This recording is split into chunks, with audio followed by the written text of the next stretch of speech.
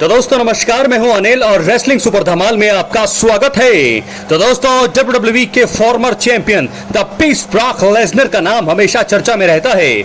उनके फैंस उन्हें बहुत पसंद करते हैं। ब्रॉक लेसनर लगभग 2 साल से WWE से दूर हैं और रॉ के एक एपिसोड में एक सुपरस्टार ने ब्रॉक लेसनर के सिग्नेचर मूव कैमोरा लॉक का इस्तेमाल किया और कई लोगों को लगा है कि यह ब्रॉक लेसनर की वापसी का इशारा है।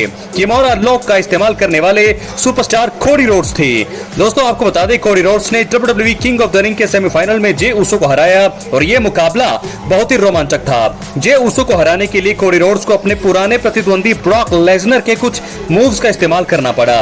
दोस्तों आपको बता दें, ब्रॉक लेसनर जल्दी ही वापसी कर सकते हैं और कोडी रोड्स पर हमला कर सकते हैं। उन्होंने रॉ में उनके सिग्नेचर मूव का इस्तेमाल किया था। ब्रॉक लेसनर पहले भी कंपनी में ऐसा कर चुके हैं। ब्रॉक लेसनर ने 2023 में WWE समरस्लैम में कोडी रोड्स से लड़ाई की। कोडी रोड्स ने उन्हें तीसरे मुकाबले में हराया था। दोस्तों इसके बाद ब्रॉक लेसनर WWE में नहीं दिखाई दिए हैं। अफवाहें थी कि वो 2024 रॉयल रंबल में वापसी करेंगे, लेकिन विंस मैकमैन के खिलाफ मुकदमे में उनका नाम आने के बाद ये योजना जो है रद्द कर दी गई। तब से ब्रॉक लेसनर की वापसी की अटकलें कम होती जा रही हैं। दोस्तों ब्रॉक लेसनर की वापसी कंपनी के कानूनी टीम से मंजूरी मिलने पर डिपेंड करती है। वहीं फॉर्मर WWE चैंपियन गोल्डबर्ग ने ब्रॉक लेसनर के साथ अपनी दोस्ती के बारे में बात करी है। गोल्डबर्ग ने द क्लॉ पॉड पर ब्रॉक लेसनर के साथ अपने रिश्ते के बारे में बात की है। उन्होंने कहा है कि वो और ब्रॉक लेसनर एक अच्छे दोस्त हैं, लेकिन वे ज्यादा संपर्क में नहीं रहते हैं क्योंकि ब्रॉक लेसनर अकेले रहना पसंद करते हैं और गोल्डबर्ग उनकी पसंद का सामना नहीं सम्मान करते हैं। दोस्तों बता दें, गोल्डबर्ग ने कहा, ब्रॉक लेसनर और मैं हमेशा से एक जैसे रहे हैं। हम एक दूसरे के साथ बहुत अच्छे से पेश आते हैं। मुझे लगता है कि हम एक दूसरे का बहुत ज्यादा सम्मान करते हैं।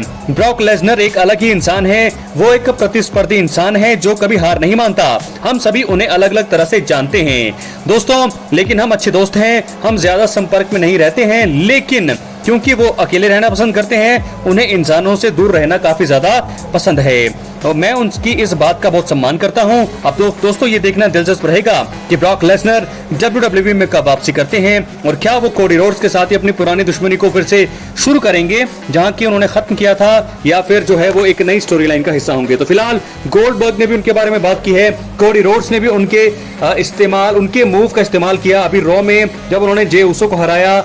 कैमोरा लॉक का इस्तेमाल किया। तो ऐसे में बताया जा रहा है कि मुझे लगता है कि ये हिंट आ रहा है कि ब्रॉक लेसनर की वापसी अब WWE में ज्यादा दूर नहीं है।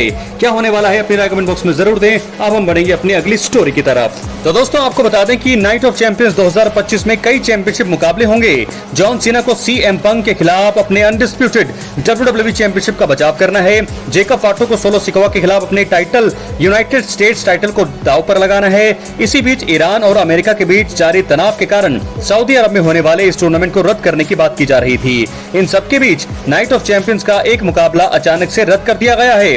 एक और चैंपियनशिप मुकाबला भी नाइट ऑफ चैंपियंस में होने वाला था, लेकिन मंडे नाइट रॉ के एक एपिसोड में उस मुकाबले को कार्ड से हटा दिया गया।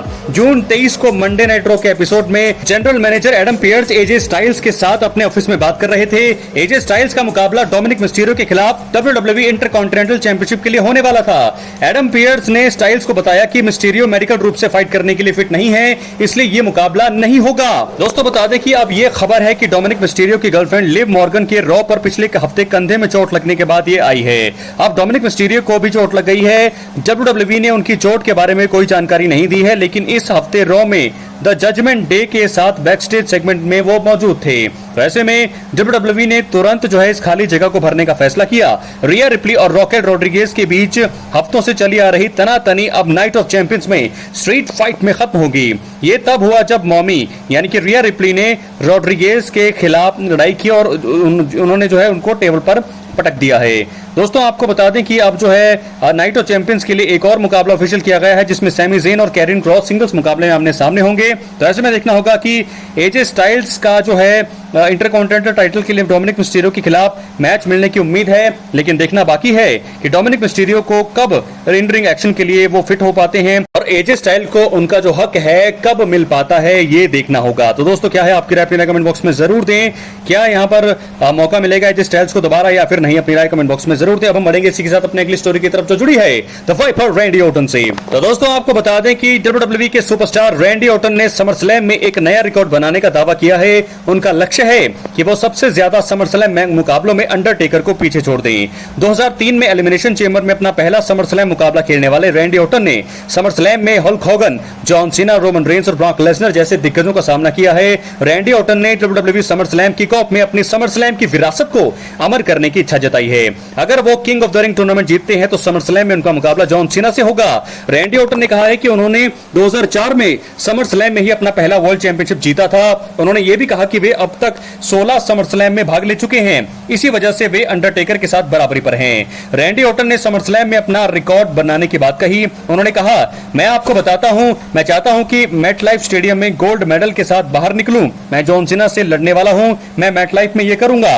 वहां मौजूद सभी लोग मेरा हौसला बढ़ाने वाले हैं। 2004 में WWE रॉ पर एक बैटल रॉयल जीतने के बाद Randy Orton world heavyweight championship के लिए नंबर 1 दावेदार बने थे। उन्होंने क्रिस बॉनेट को हराकर खिताब जीता और WWE में सबसे कम उम्र के वर्ल्ड चैंपियन बने। उन्होंने ब्रॉक लेसनर का रिकॉर्ड तोड़ा जो उन्होंने 2 साल पहले ही समरस्लैम में बनाया था।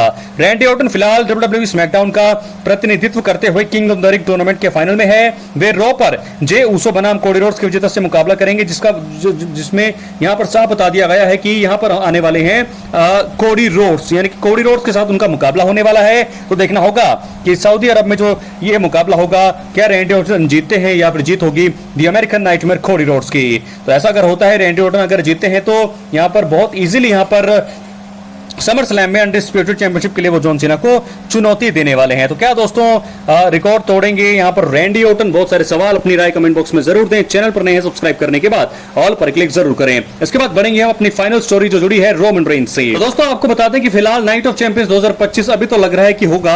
अगर नाइट ऑफ चैंपियंस 2025 का आयोजन हो जाता है तो एक मुकाबला होगा नाइट ऑफ चैंपियंस 2025 में, जहां पर रोमन रेंस की वापसी की संभावनाएं बताई जा रही है। और आपको बता दें कि John Cena versus CM Punk undisputed title मुकाबला होने वाला है। इस मुकाबले में सेथ रॉलिंस के कैश इन करने की संभावना सबसे ज्यादा है, क्योंकि सीएम पंक भी उनके दुश्मन है और जॉन सीना को वो जो अभी जो है कन्फ्रंट कर चुके हैं एक शो में। तो ऐसे में सेथ रॉलिंस जब जो है कैश इन करने आएंगे तो मुझे लगता है कि रोमन रेंस की वापसी का बिल्कुल बच सकता है। उनकी वापसी हो सकती है, उनका थीम सॉन्ग प्ले हो सकता है। तो यहां से रोमन रेंस की वापसी सऊदी अरब में होने जा रही है। अपनी राय कमेंट बॉक्स में जरूर दें। चैनल पर नए सब्सक्राइब करने के बाद ऑल पर क्लिक करें दोस्तों। तो ऐसे में देखना होगा कि क्या होने वाला है, क्या रोमन रेंस की वापसी होती है, क्या Roman Reigns night of champions में यहां पर बदला ले पाते हैं Bron Breakker, Bronson read, Seth Rollins के फैक्शन से।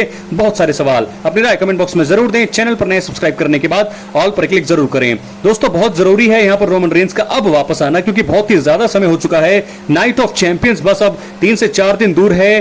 तो देखना होगा कि क्या वो वापसी करते हैं या फिर नहीं। दोस्तों चैनल पर एक्टिव रहें, सब्सक्राइब करने के बाद ऑल पर क्लिक करें, क्योंकि यहां पर आपको हर प्रकार की रेसलिंग की अपडेट मिलती रहेंगी। इसलिए वीडियो को लाइक करें, शेयर करें, सब्सक्राइब करने के बाद ऑल पर क्लिक करें। मिलते हैं अगली वीडियो में। बहुत बहुत धन्यवाद।